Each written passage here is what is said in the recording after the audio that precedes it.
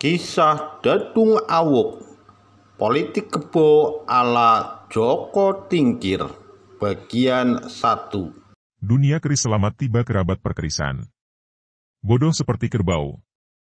Demikian sebuah ungkapan yang tidak sporadis kita dengar. Ya, miris banget nasib kerbau yang selalu dijadikan perumpamaan untuk orang yang bodoh dan tolol. Ada yang masih ingat lirik tembangan Kodok Ngorek? Wah, kalau sampean lahir dan akbar pada kota wajar saja kalau tidak tahu. Tapi pada dasarnya, lirik tembangan tadi cukup menyebutkan yang pintar itu dokter, yang bodoh itu kebo. Saya tidak tahu sejarahnya secara pasti, kenapa muncul ungkapan yang pintar itu dokter, yang bodoh itu kebo seperti pada pembuka tulisan ini. Mungkin, anak zaman dulu yang sekolah SMA dan pintar bisa dengan gampang masuk fakultas kedokteran. Hingga kemudian, orang tua zaman dulu kalau ngudang, bahasa Indonesianya aku tidak tahu, dan menggadang-gadang, mengharapkan, anak atau cucunya, banyak yang sekolah sing pinter suk gede ben dadi dokter. Baik, topik pinter jadi dokter bodoh itu kebo sementara kita sudahi dulu. Sekarang kita memulai topik baru untuk mengantarkan inti menurut maksud tulisan ini. Aika kita tilik ke belakang, setidaknya pada zaman kerajaan Singasari dan Majapahit, justru makna kerbau atau kebo ini bertolak belakang. Jauh menurut ungkapan bodoh seperti estimasi selama ini. Tercacat muncul beberapa nama akbar dalam lembaran sejarah yang menyandang nama hewan, sebut saja yang paling terkenal contohnya, Gajah Mada, Lembu Sora, Diah Lembutal, dan lain sebagainya. Khusus yang menyandang nama kebo ini muncul nama Mahisa Anabrang dan Kebo Ijo. Mahisa ialah nama lain daripada kebo itu sendiri. Mahisa Anabrang tentu bukan orang ecek-ecek pada masanya, tokoh satu ini semasa hidupnya ialah panglima perang dalam ekspedisi Pamalayu dan diyakini menjadi orang yang sanggup mengalahkan Aryo Ronggolawe sang adipati menurut Tuban yang sakti mandraguna itu. Meski kemudian, Mahisa Anabrang atau Kebo Anabrang tewas di tangan nama yang sama-sama berawalan dengan nama hewan, yakni Lembu Sora yang tidak lain ialah paman menurut Ronggolawe. Selanjutnya, Kebo Ijo. Bisa dikatakan penyandang nama ini sangat tragis hidupnya. Ya, beliau ialah korban kecerdasan, lebih tepatnya keculasan Ken Arok.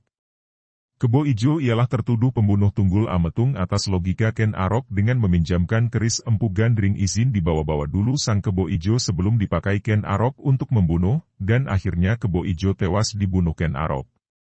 Kerbau memang hewan yang amat penurut.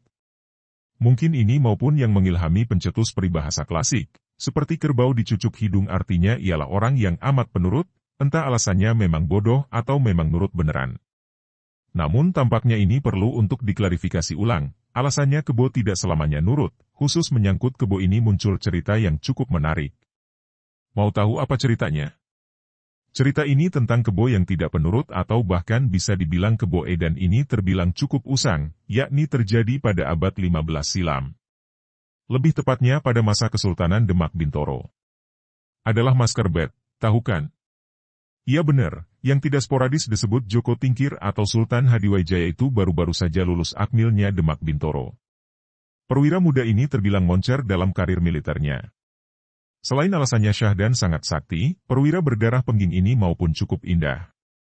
Maka tidak mengherankan bila kemudian baru 5 tahun berkarir pada militer Demak beliau dinaikkan pangkatnya menjadi lurah prajurit yang bertanggung jawab penuh atas keamanan istana. Jabatan yang belum usang disandangnya ini terpaksa ditanggalkan alasannya beliau mendapat kenaikan pangkat jabatan yang lebih tinggi lagi, yakni menjadi komandan yang bertanggung jawab atas keselamatan raja dan kerabatnya. Komandan Pas Pampres kalau istilah zaman sekarang. Tidak seperti biasanya, pelataran Kamandungan siang itu cerah, biasanya mendung. Lebih tepatnya terik. Mas Kerbet sedang menyaksikan pendadaran calon perwira baru sambil ngelap warangka kerisnya yang sebenarnya tidak kotor itu. Sebenarnya, ini ialah aktivitas yang tidak istimewa alasannya hampir setiap tahun kegiatan ini diadakan untuk perekrutan perwira baru. Hajatan ini bisa diikuti baik tamtama ataupun bintara yang ingin meniti karir kemiliterannya. Tentu saja untuk lulus uji ini tantangannya tak terbiasa atau dalam bahasa sederhananya sangat berat. Beratnya bukan hanya wajib bisa bertahan menurut agresi perwira senior pengujinya, akan namun wajib bisa nyemaputkan, memingsankan, banteng. Meski Kerbet dikala itu sudah menjadi perwira tinggi, kira-kira mayor jenderal kalau kurang sekarang, tapi beliau masih terlibat langsung. Entah alasannya lupa atau belum muncul penggantinya yang mumpuni, jabatan yang mestinya untuk perwira jauh di bawahnya masih diembannya. Terhitung semenjak menjabat lurah prajurit itulah jabatan ini disandangnya dan diangkat langsung sang panglima tertinggi Demak Bintoro, Sultan Trenggono. Rangkap jabatan itu masih dimaklumi alasannya Mas Kerbet ini orang yang bebas KKN. Dalam kamus pemahamannya, tidak muncul istilah suap, apalagi hanya mendapat titipan. Sama sekali Kerbet atau Joko Tingkir tidak mengenal itu semua. Barangkali itu pula lah yang menjadi pertimbangan Trenggono kala itu. Arkian, tersebutlah seorang pemuda tegap yang kekar banget postur tubuhnya, meski tidak sekekar Aderei, bernama Dadu Ngawuk. Orang satu ini bukan baen-baen, ibaratnya beliau ialah premannya prajurit Bintara.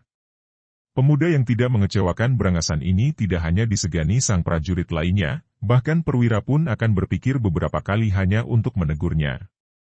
Masih beruntung kalau hanya dipelototi matanya yang selalu memerah itu. Kalau hingga ditantang bisa panjang ceritanya, alamat menangguk malu terperinci pada depan mata.